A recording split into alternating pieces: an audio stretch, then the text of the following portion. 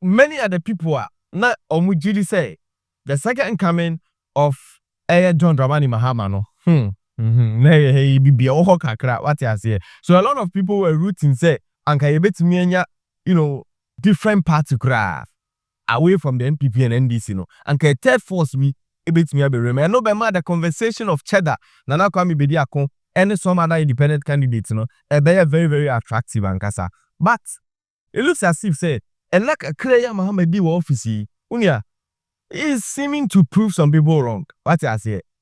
I say bit me afa. Ebusia yebede nkomo ne ahwe dentia me to me and I say a lot of people you want to say there is some kind of hope in the second coming of John Dramani Mahama. Ebusia hi Dynamic TV Plus. Make sure you subscribe to the channel no ediamai. We are not like video no very very necessary. Now watch your doing or comment section ho and so ediamai.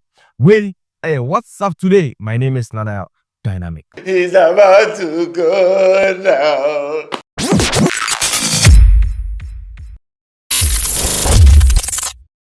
Proud to the 2024 election, no. Some of the conversations I know really had to do with, how John Dramani Mahama able to me steer the affairs of the country with regards to the track record. Say Oba say Nana Oye Niama.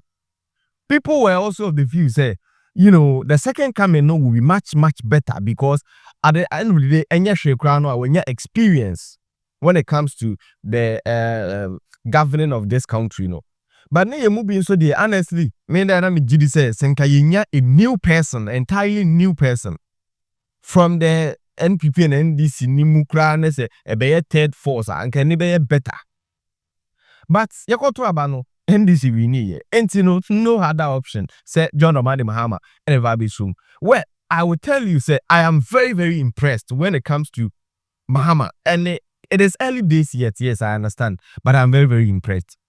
Mahama or swear in some of the ministers were appointed or so the government appointees, or swear in. Now, and maybe cause to me, I feel like we have to praise him.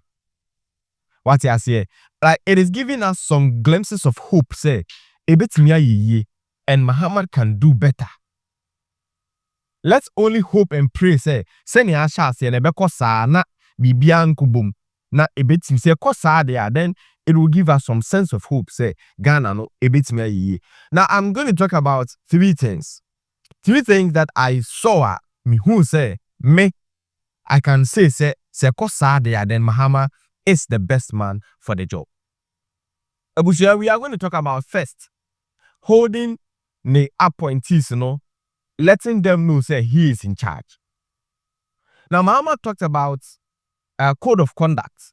What they demand the government officials and appointees, Abushia, he says, say for the coming weeks, he will make sure say Abia or no Muhammad no appointee will be ubetimenya code of conduct. Now we send there was a bra, send there was a onioma, send there was a onioma in his administration. Let me take this opportunity to remind you all that in the coming days, as promised in our 120-day plan, I'll be outdooring a code of conduct and standards for all government officials to guide the conduct of all our appointees. This will leave you in no doubt about what you can do and what you cannot do while serving in public office. You must make this code of conduct your guide and keep it like a Bible by your bedside before you take any action. I made a solemn pledge in our Resetting Ghana manifesto to lead by example and to serve with dedication, selflessness, and deep love for country. I intend to fully keep that pledge to the people of Ghana. And my biblical instruction. Therefore, as ye go forth into your new roles, remember once again that our ministry as a government is not to dispossess the people we govern of their dignity, their livelihoods and opportunities. Ours is rather a duty to reset our country and ensure the equitable distribution of the gains of progress and prosperity to all. So this is the President of the Republic of Ghana, John Dramani Mahama. Honestly speaking, this is one of the things for some time now and over and over and over again, no, it is derailing in our government system or in our governance system.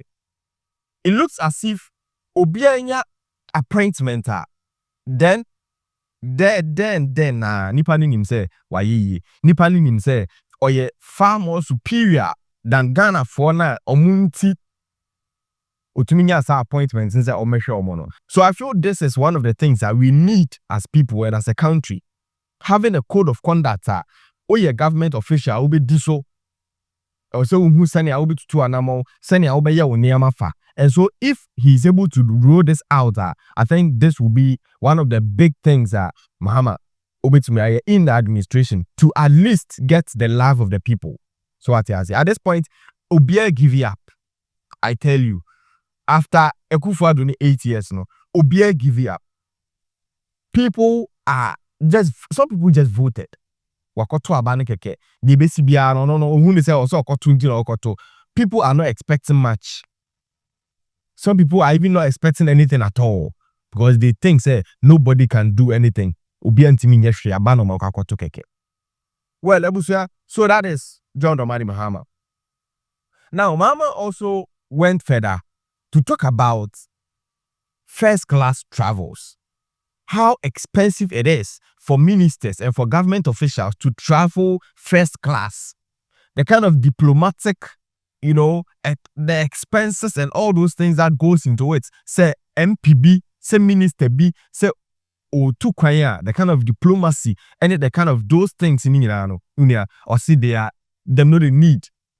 Until say what baby unless it is necessary. Say according to now ukwani ade awokwa kwaya na hu be here say be warrant say obe travel first class, they are fine, that is it. But on a daily basis, regularly, no, it is cancelled. And it is one thing that to me, I feel like if you really want to protect the public purse, it is a good way to go.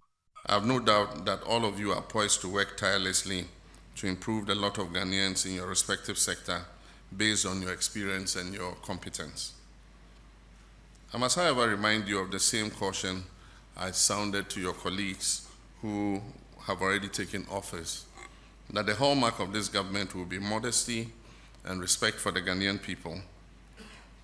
There will be no room for arrogance and pomposity in this government. The resources that you'll be working with belong to the Ghanaian people who put us in office.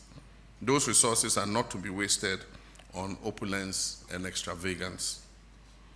I've asked the Chief of Staff to write to all government appointees that I've imposed a ban on non-essential travel forthwith to cut down expenditure.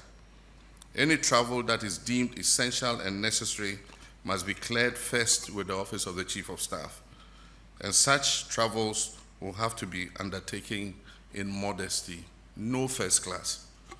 All traces of affluence and lavish lifestyle are to be avoided.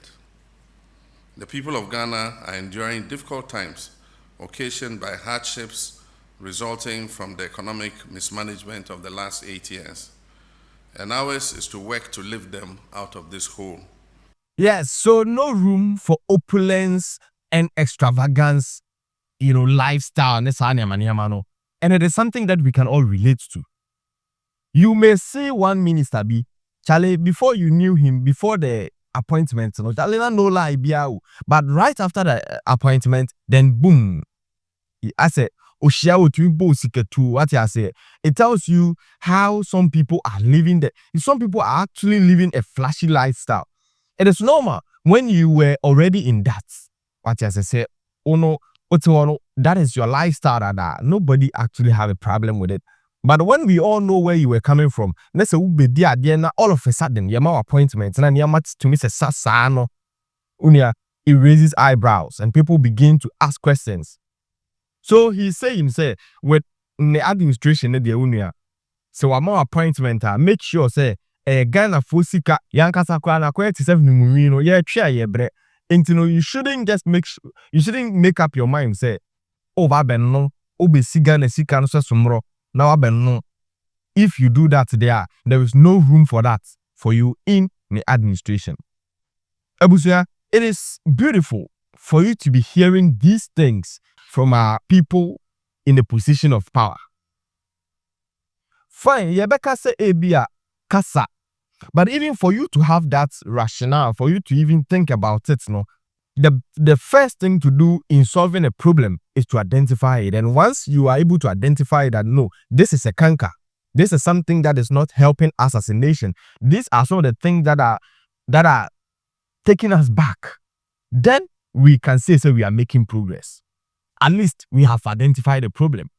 Now, some of the people who are greatly going to be affected by this new directive, that is the MPs and as a ministers now, or more affected, they spoke and they also expressed how they feel about Mohammed's new directive.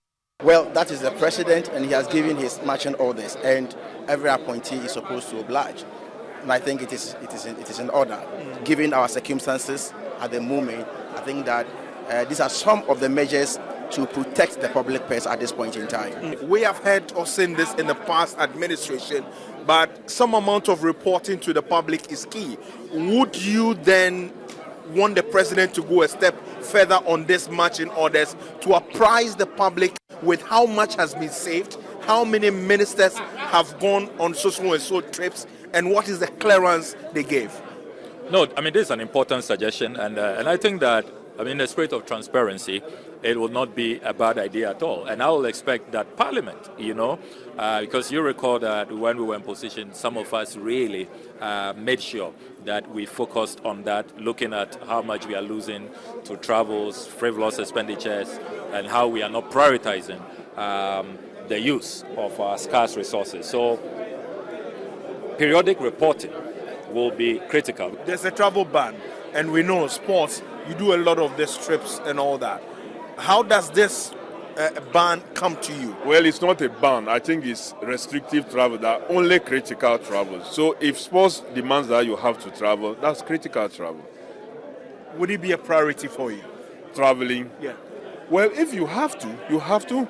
You have to engage with the federations, you have to engage with the embassies both here and out to be able to draw in support for your country. So the way that the presidency works, he has vast power.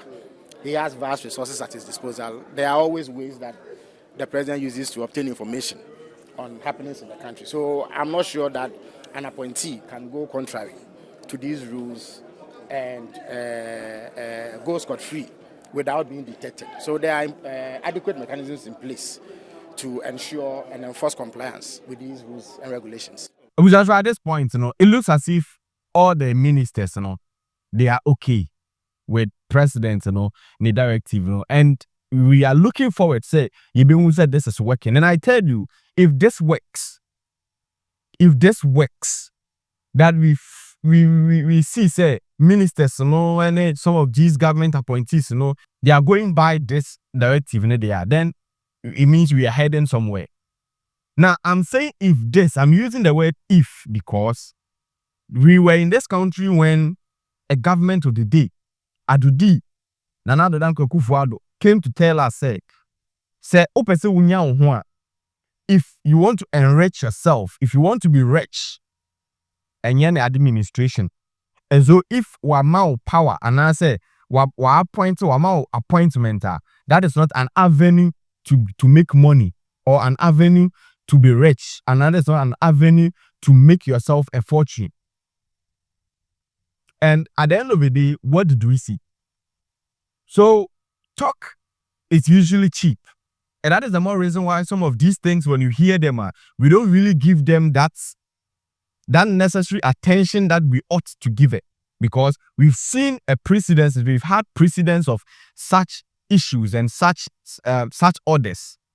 But the way we actually na a funtum to second team madam and the contraira. Na so what I say. But there again, we are only hoping, say, how are Asha saying, the hope that some of us we are seeing, we are only wishing the best. What I say, Ghana is the only place that we have. And as it stands, yeni baby se ye child dia yema yeni yensum yanini pa what I say one ya find the yemo ye bre yi no me de ya Ifriena. We did it under our dynamic. This is what's up today. See you in the next one. I'm out. Public 3940. Guess what? You are watching Dynamic TV Plus. Keep on watching, subscribe, share, then leave your comments. One time, good luck.